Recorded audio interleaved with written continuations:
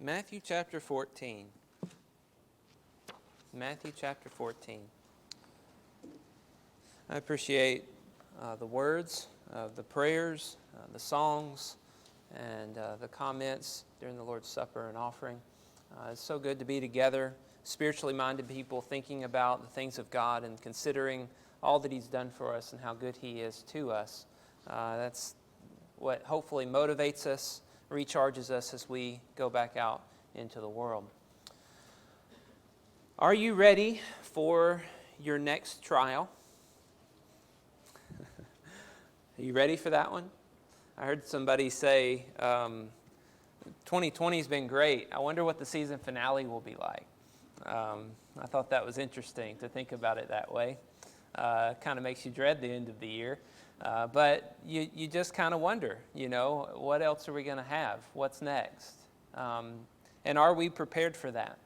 If ever you've had a year where, you've realized maybe you're lacking or you're weak in some areas, this is probably one of those years for many of us to go through life. We have different trials, different issues in our lives. I've talked to many who are just hanging by a thread, just barely hanging on, doing all they can to remain faithful with the trials and the tribulations and the struggles that they're going through. And some of it's COVID-related, some of it's government-related, some of it's family-related, some of it's personal. There's just a number of trials that we go through. How can we be ready for those things? How can we be prepared for those things? How do we need to think about those things? Well, Jesus is going to help us a little bit this morning as we study together in Matthew chapter 14. So far, as we've been studying through, we just continually going through the book of Matthew. So far, we've seen Jesus do a lot of miracles. And the last time we were here together, we saw Jesus feed 5,000 men, not counting women and children. He's out in a desolate place, and he works this miracle that reveals he's a lot like Elisha, just like John the Baptist was like Elijah. And he does this wonderful miracle to show everybody that he has been gifted by God, that God has blessed him, and that he is the Lord's prophet. He is there to serve the people with compassion and mercy, whereas the kings of earth are evil, killing the innocent, as Herod did in the first part of this chapter. Now we see what happened after the feeding of the 5,000. Let's start in verse 22. He says, "Immediately he made the disciples get into a boat and go before him to the other side, while he dismissed the crowds. And after he had dismissed the crowds, he went up on a mountain by himself to pray. When evening came, he was there alone." So Jesus has fed the 5,000, and now it says immediately after they've taken up all of the food, he commands them to get into a boat and to go across to the other side. And he then turns to this crowd, and he says, "You guys get out of here." And he's going to go up onto the mountain to pray. Now, this seems kind of odd, right? This is not characteristic of Jesus. Usually Jesus isn't sending people away. Well, in this case, he is. Why is he doing that? Well, one thing this reveals to us is that Jesus is human. He is dealing with a lot of thoughts and emotions based on what has happened to him previously in this life, in his story. And it's easy to think about Jesus, oh yeah, he's God, he doesn't struggle, he doesn't worry about anything. But what we see here is Jesus does have something going on that he needs to go to God in prayer about. And that's his avenue. That's where he goes. And we start thinking about all that we've been studying recently. We understand, hopefully, why it is that he would go to God in prayer, why he might be struggling with thoughts and emotions that are going on inside of his physical body that he is living in. We've seen how people have doubted him. John the Baptist even and his disciples have doubted him. We've seen how the religious leaders have hated him. Have you ever been hated by somebody? How does that make us feel? That is not a good feeling at all. to be hated by people.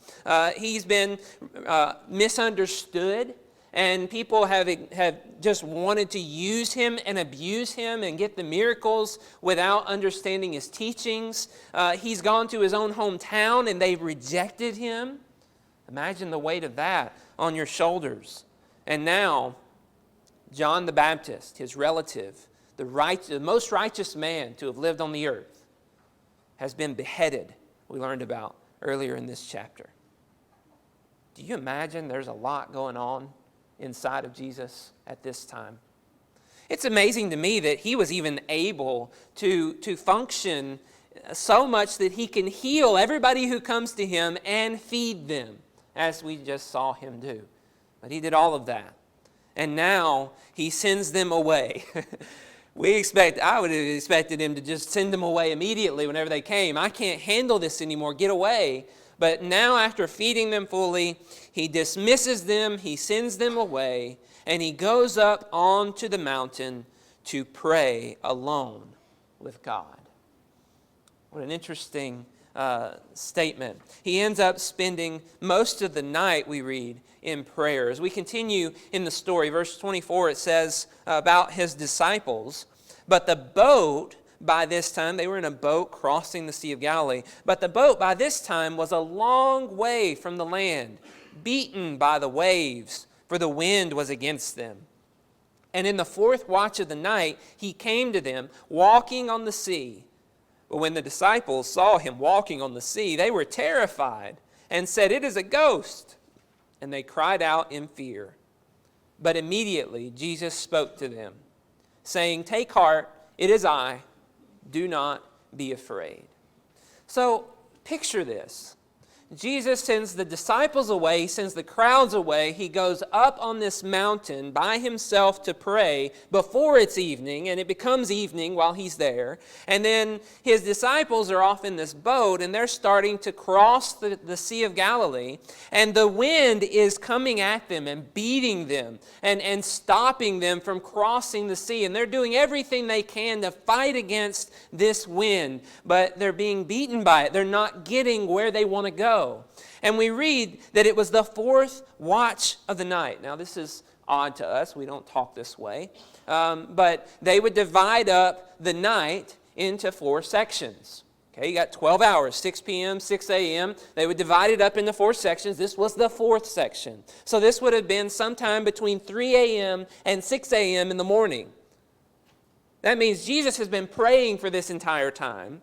And they have been struggling to cross the sea for all of this time in the middle of the night.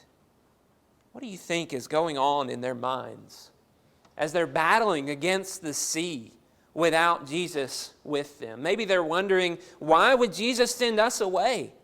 We were supposed to go to the desolate place with him. Why did he send us away? Doesn't he want us anymore? Or did we do something wrong? Maybe they're wondering, are we ever going to make it to where he sent us? I don't know how bad the winds are, but other Gospels kind of indicate that this was a really rough storm. And so they're wondering, are we ever going to make it to the place he's commanded us to go to? But probably what was on their mind is, I sure wish Jesus was here. Above everything, a desire for Jesus to be with them. They've seen him calm a storm that they thought was going to capsize their boat. He was dead asleep, and he wakes up. That's what the first song was about. He wakes up, and he quiets the storm. And maybe they're just wondering, if Jesus could have done that, if he was here right now, maybe he could help them. But he's not. And then they see something out in the water. Now, if you've been a fisherman and you start looking out in the water, you know what fish look like swimming in the water. And you might know what a person looks like swimming in the water. But you don't see a man walking on water. That is not something that you would ever see, because men sink. Men don't rise up, and they don't stand on the water. And so these disciples see a man standing and walking on the water. You just imagine the winds are blowing, the waves are going. Who could stand on the sea? And they think It must be a ghost. But imagine their relief and their amazement to hear the voice of their master saying, "Take heart, it is I, do not be afraid." All the worries, all the fears, all the struggles they've been in as they've tried to cross this sea, all those things would be now set aside, understanding Jesus is now here. These things that we're worried about, Jesus can take care of. We don't have to be afraid. We don't have to struggle like we once did. And you would just expect the story to kind of end there. And Jesus there, the waters die, wind dies down, everything's good. But instead it gives us this additional story. It tells us something very interesting. Verse 28 through 31, it says, "And Peter answered him, 'Lord, if it is you, command me to come to you on the water.' He said, 'Come.' So Peter got out of the boat and walked on the water and came to Jesus. But when he saw the wind, he was afraid. And beginning to sink, he cried out, 'Lord, save me!' Jesus immediately reached out his hand and took hold of him, saying to him, 'O you of little faith, why did you doubt?'" We get this nice little side story here in the midst of this bigger story about Peter wanting to go out to Jesus on the water. Now, why in the world would Peter make this decision in his mind? What clicks in Peter's mind to say, "Oh, that looks like fun. I think I want to do that with you, Jesus"? I mean, that's just crazy. He's been a fisherman all his life. He knows good and well that he will sink. Jesus can walk, I will sink. But he says, "Lord, command me to come to you on the water." And Jesus tells him, "Come on." Well, I've heard a lot of different people say a lot of things about this decision. Some people have even gone so far as to say that Jesus is being sinful in his pride and showing off in front of the disciples. We don't get a hint of that at all. Maybe foolish. A lot of people say he's foolish in trying to do this. But the picture that I get is that he wants to embrace Jesus. They've been looking forward to being across on the other side, finding Jesus, being with him again. They've been wondering maybe what's going on with him, how he's doing and all the suffering he's gone through.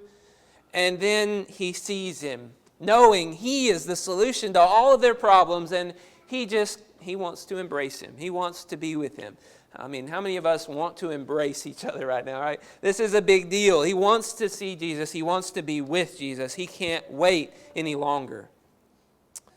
But as he gets out of the boat and he starts to walk on the water, something none of us have ever or will ever experience in this way, the wind picks up and the reality sets in.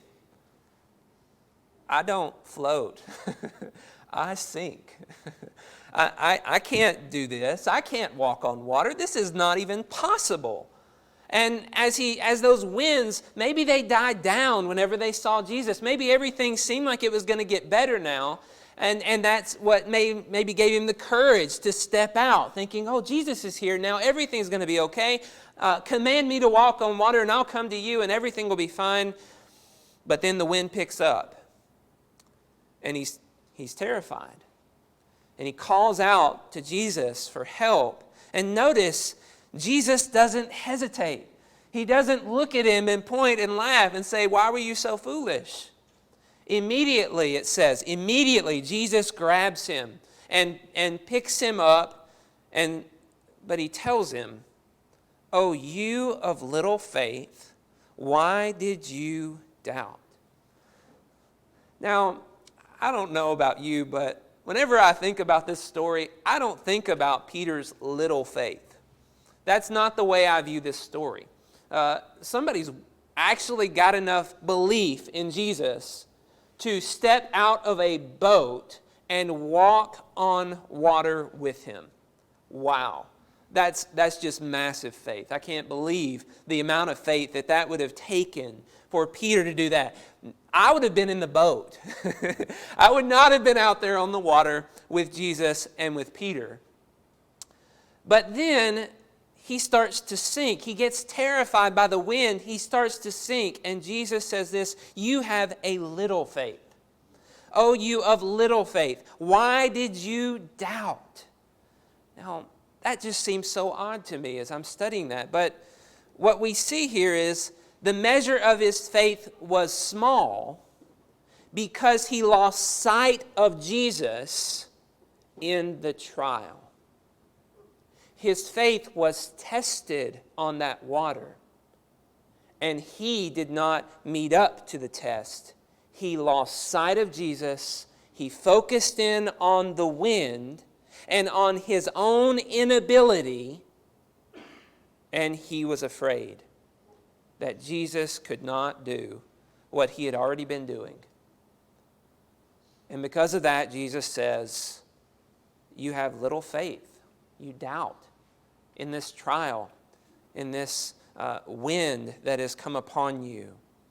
Well, after that happens, after Peter is told he has little faith, him and Jesus get up and they walk on the water to the boat. And this is what happens, verse 32. When they got into the boat, the wind ceased. And those in the boat worshiped him, saying, truly, you are the Son of God. Notice a few things about this. First of all, when he gets into the boat, it's over. The wind ceased. There is no more. If it died down and came back, I don't know, but at this point, it's over. There's no more wind. Jesus has once again calmed the wind and calmed the storm. And then that means that all of their struggle is over, right? All their fighting, all that they've been doing for hours, imagine how tired, how worn out they are, is over. They don't have to fight against the sea anymore. And now all of that energy can be transferred into the worship of Jesus. And notice the words they say, truly you are the Son of God. Now, it's interesting that they worship him and they call him the Son of God. Because whenever he calmed the storm in the past, do you remember what they said? What kind of man is this that the wind and the seas obey him? They didn't call him the Son of God at that point. They didn't worship him. But now they're worshiping him. And Jesus doesn't respond with, oh no, you only worship God, like the angels would or like a man would. He accepts their worship.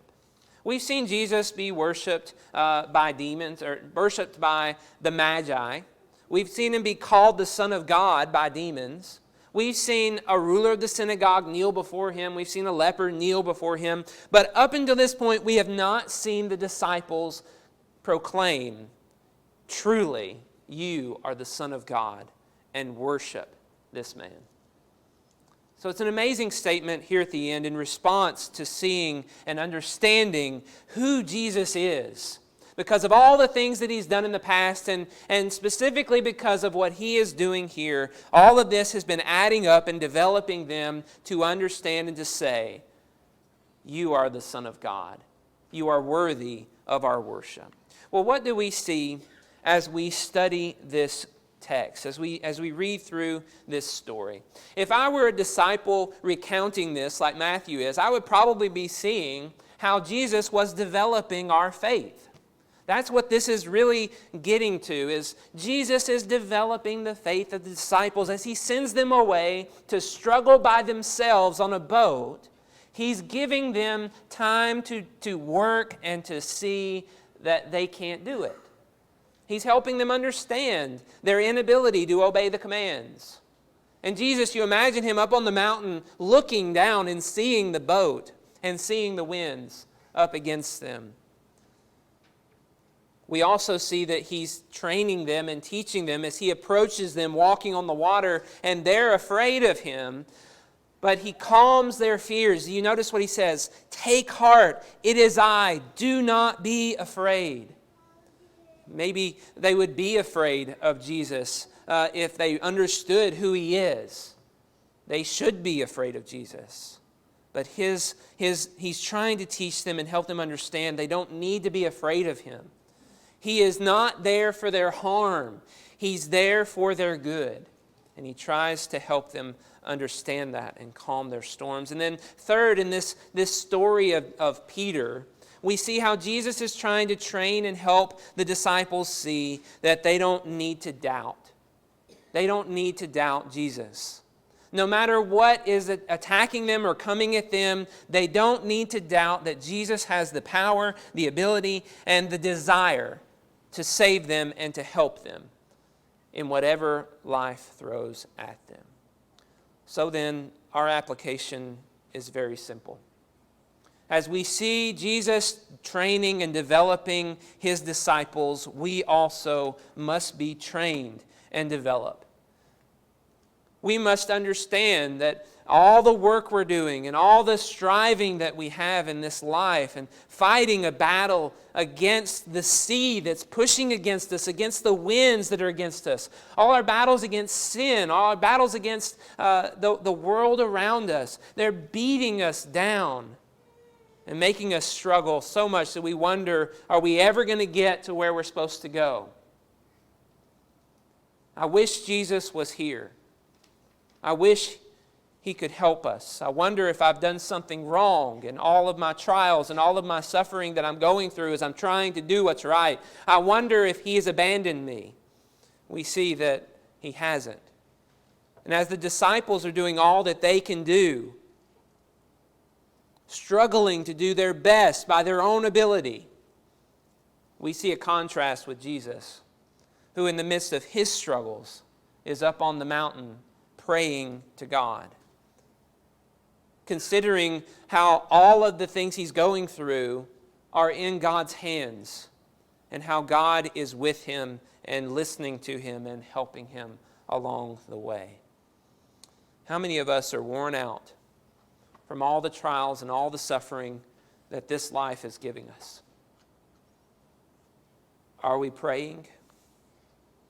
Is this our mindset, that we're going to God in prayer, knowing that he's with us, knowing that he's helping us, knowing that he wants us? Well, these men were probably desiring Jesus to be with them, and Jesus came. But whenever he came, they were afraid.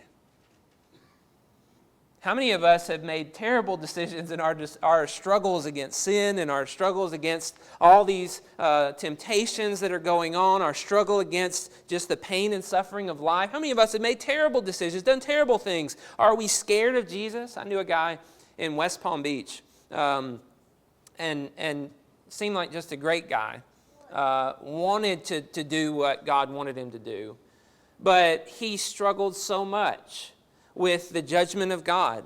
And he had this terrible fear that he wasn't going to be good enough, that he couldn't do enough, and that God was going to be displeased with him no matter what he did.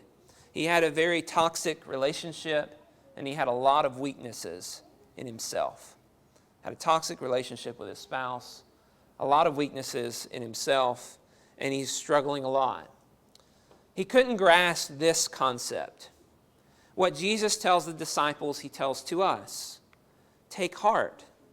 It is I. Do not be afraid. Jesus has not come to destroy.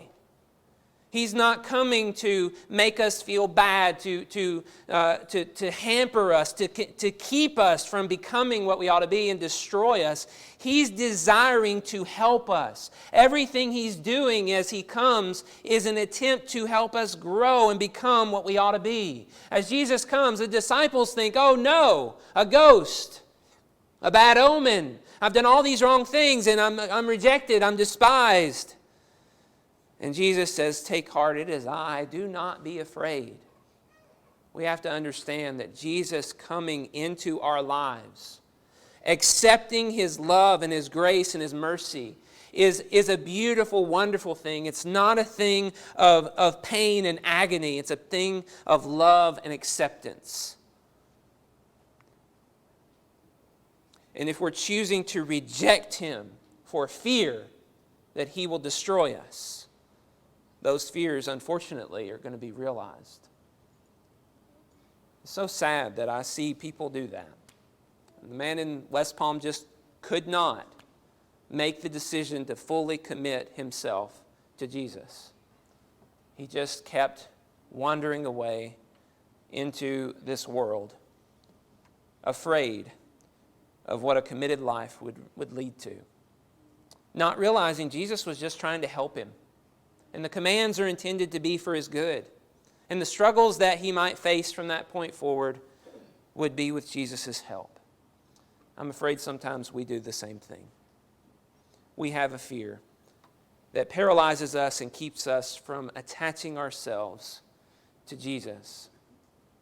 But then we also see Peter making the decision, I'm going to attach myself to Jesus. Literally, getting out of the boat, running to Jesus, walking on that water. And he seems so committed as he leaves that security of that boat. He seems so committed. But you notice how he wasn't ready for the trial that was about to come upon him.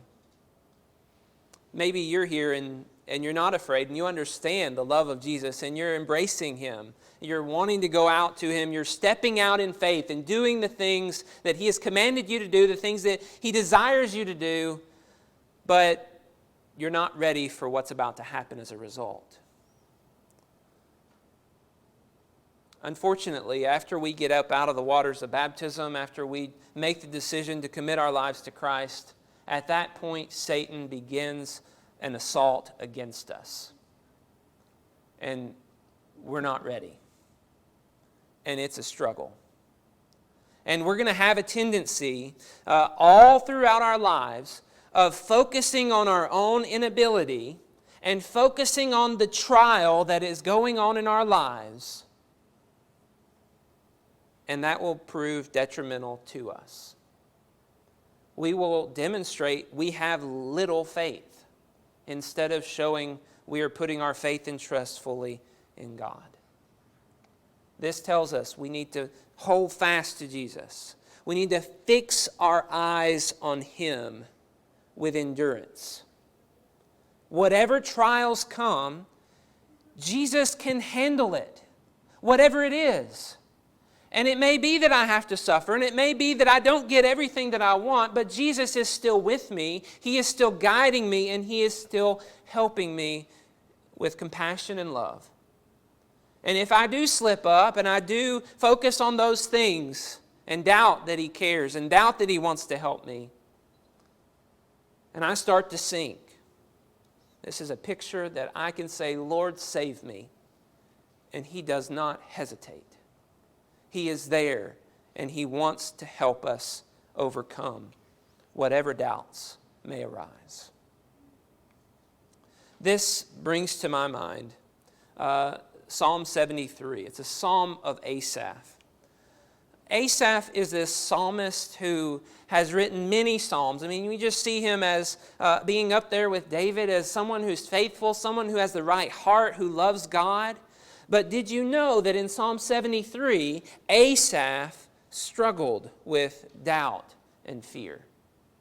You see this zeal and this love for God, and yet he struggles with doubt and fear. Verse 2 of Psalm 73 says, "But as for me, my feet almost stumbled. My steps had nearly slipped, for I was envious of the arrogant when I saw the prosperity of the wicked. For they have no pains until death. Their bodies are fat and sleek. They're not in trouble as others are. They are not stricken like the rest of mankind." Here's an example for us of a trial that we might go through. We think, oh yeah, it's going to be great to serve God and be faithful to him. And then all of a sudden we're distracted thinking about how the wicked are succeeding and everything's going well for them. And maybe we start to rethink this commitment that we've made. Maybe we start thinking instead of pursuing God, I should have been pursuing comfort and self-satisfaction. But Asaph figured it out in verse 17. He said that his faltering faith was restored when he entered into the sanctuary and he considered the end of those wicked people. Considered their end. And he came to this understanding by the end of the psalm that his only hope is to put his faith and his trust fully in God, who is in control of that end. Verse 23 says, "Nevertheless, I am continually with you. You hold my right hand. You guide me with your counsel, and afterward you will receive me to glory. Whom have I in heaven but you? And there is nothing on earth that I desire besides you. My flesh and my heart may fail, but God is the strength of my heart and my portion forever. For behold, those who are far from you shall perish. You put an end to everyone who is unfaithful to you. But for me, it is good to be near God. I have made the Lord God my refuge, that I may tell of all your works." You see how he has developed, he has learned to trust in God in the midst of his trials, that God will be with him, that God will be guiding him as he is going through tough times. You know, we've been through tough times this year. You know about the loss of our child. And honestly, that trained me more than anything else in life to the fact that if God is not with me, there is no hope. The only thing I had to hold on to was the fact that God would be with me, because he promised he would. And so there's many people who are suffering and struggling with different trials in life. The words of encouragement in this text are, God is there. He sees, he knows, he understands. And he's wanting to help you get through the trial, showing great faith. He's there. Believe it. Trust it. Know it. If you're here this morning and you've not put your trust in him, you don't have faith in his saving, then when those trials come, it's going to be dark. There is no hope. You put your trust in your own abilities, and you couldn't do it. Will you prepare for those trials beforehand by coming to know your God and your Savior? Will you receive the salvation that he offers you so that you can endure those trials and develop your faith, so that the suffering in this life will produce character and will produce hope and will produce joy, knowing that God is with you, that he loves you, and that he cares for you? If you're here this morning and you've not received the grace of our Lord, and you want to do that, and you want to be a part of his people, you want to be forgiven of all of your sins, you can do that. He's compassionate and merciful and loving. There's nothing you've done that he will not forgive. Please don't delay. Please come as we stand and sing.